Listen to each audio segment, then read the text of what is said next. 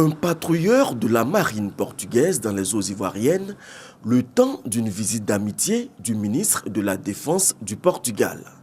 Le ministre d'État, ministre de la Défense de Côte d'Ivoire, Ahmed Bakayoko, a pu découvrir les capacités de ce navire de guerre.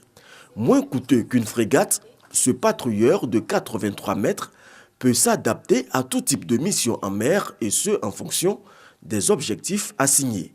Surveillance des frontières maritimes, lutte contre le terrorisme et autres trafics en mer sont un autre atout de ce navire symbole de l'expertise du Portugal en matière de sécurité maritime.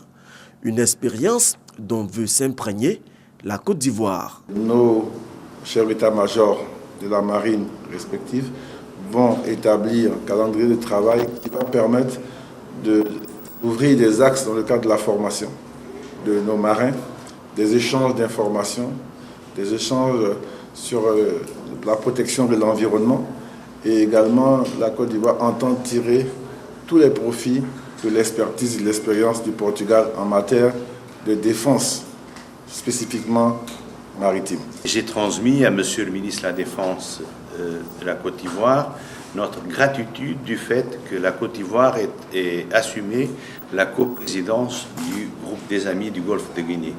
C'est une grande responsabilité.